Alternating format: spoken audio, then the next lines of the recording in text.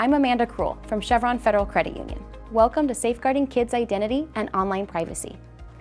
As parents and caregivers, we are continuously confounded by the digital age that our children seem so good at.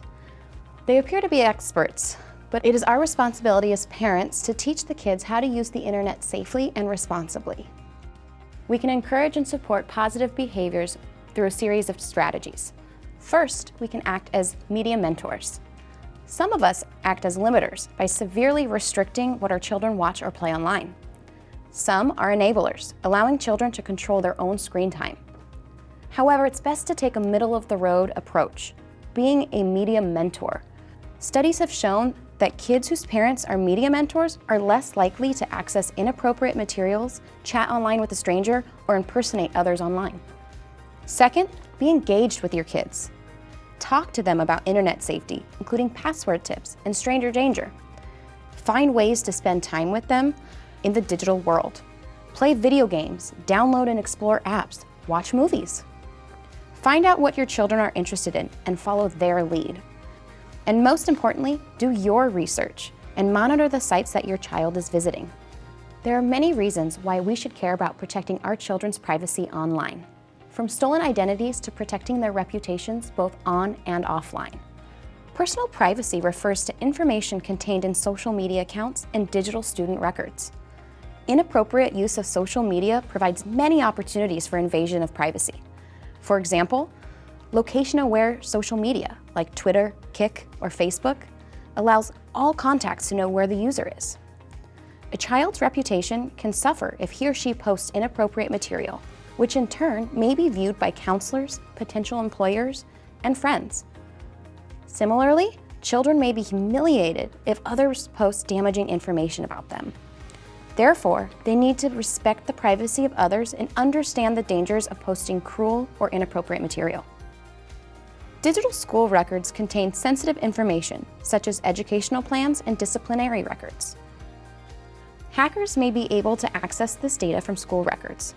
Also, software companies that make tools used by the schools to teach and diagnose learning disabilities may also have access. Any of these records could be used to discriminate against a child if it is shared and lands in the wrong hands. As parents, it's easy to worry about our own identities, but we have to be concerned about our children's identities too. For example, internet-enabled toys and other devices store information about your child on the cloud. Hackers may successfully gain access to child's address, date of birth, gender, and phone number. There are some easy ways to protect your kids' online privacy by placing controls on your web browser. Cookies are used by many websites and companies and are often useful. They help you remember your login information and which items to be placed in your cart. However, some cookies collect data on everything you do online, with the potential of selling this information to advertisers and other companies. Check the web browsers of individuals in your household to manage cookie settings. To protect the privacy of children, simple parental controls are recommended. To start, encourage your children to use kid-safe browsers, such as Google Safe Search. These are useful for allowing your children to conduct online research safely for homework and other school projects. Additionally, you can set basic content filters on your web browser to screen out any harmful material. Typically, these strategies are sufficient for protecting children when they are online. There are more robust and complex parental controls, but these may not be the best solution for many reasons. First, they usually require a paid subscription. Second, they may give parents a false sense of security, especially when tech-savvy kids can maneuver around those controls. Finally, these filters sometimes block harmless material, thereby rendering internet searches unproductive. Overall, it is best to simply teach children how to be responsible and how to use the internet safely. As they get older, you will need to back off from parental controls and trust them to behave responsibly. The best way to do this is to give them the skills that they need for internet safety early on. Giving children smartphones have huge advantages, making the lives of working parents that much easier. They are able to reach their children at almost any point in the day. However, it is just as important to protect your child's privacy on his or her smartphone as it is on your home computer. Check and enable privacy settings on downloaded apps. Make sure that your kids are using strict privacy settings on social media sites. Also, be careful with social logins. For example, When you sign into a site via your Facebook, you may be allowing that app to access your information from your profile. And finally, don't allow apps to access information like contacts on your phone. To help protect online privacy, teach children how to select strong passwords and usernames. A few tips for strong passwords. Make sure that they're at least 8 characters long. A mixture of uppercase and lowercase, symbols, numbers. You don't want to share your password with anybody except for a parent or guardian. Make sure you don't use any names or terms.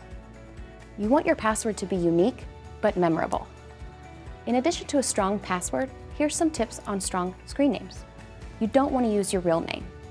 And be sure not to give out any personal information, like your address or your age. Also, be sure not to be inappropriate or offensive. Creating strong username and passwords are important for protecting your children online, but it's also important to check their credit reports to make sure that they're not a victim of identity theft. Identity thieves target children's Social Security number to open credit and bank accounts or to apply for loans or government benefits. The sooner you are able to find out about any identity theft, the better. Be sure to check all 3 credit bureaus, TransUnion, Experian, and Equifax, for a credit report for your child. And if you determine that your child's information is being misused, you should ask each bureau to remove all accounts, inquiries, and collection notices associated with your child's name and Social Security number. Oversharing refers to inappropriately giving out too much information. We know kids may tend to overshare on social media sites, such as Instagram and Facebook. This is risky, as their private information should remain private. Additionally, they may later regret sharing too many personal details, especially if the oversharing results in backlash or loss of reputation. But how do we know if our children are oversharing? Find out what apps they're using and what information they are sharing with their friends. Ask them if they are being pressured to share information that they don't feel comfortable sharing. Emphasize that they should consider the information that they are potentially giving away when they share online, because they may not always think about the consequences of their actions. In addition, periodically check with them about their privacy settings. They may be sharing more than they want or intend to. As a last resort, parents do have legal protection. The Children's Online Privacy Protection Act prevents websites and apps that target kids under the age of 13 from collecting data without parental consent. Despite the dangers, kids should not be taught to avoid all strangers online. Instead, it is more important to teach them how to recognize unwanted and inappropriate conversation so they will learn how to avoid unwelcome attention. You want to teach your younger children to trust their gut feelings about uncomfortable situations. Teach teens why online relationships are risky and how to recognize the warning signs. Cyberbullying takes bullying behavior one step further by using technology to bully others by sending threatening or intimidating messages to victims.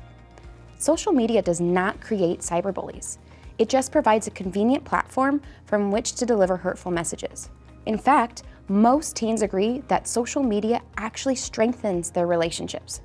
The same advice for recognizing and avoiding online solicitation can be used to deflect cyberbullies. Kids need to learn the warning signs and know that they have the power to end any online relationship whenever they want to. Kids can even learn to use social media and the internet to fight cyberbullying.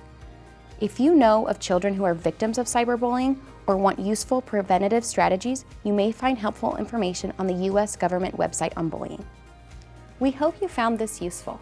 For more information on this and other topics, visit our Balance website. Thank you.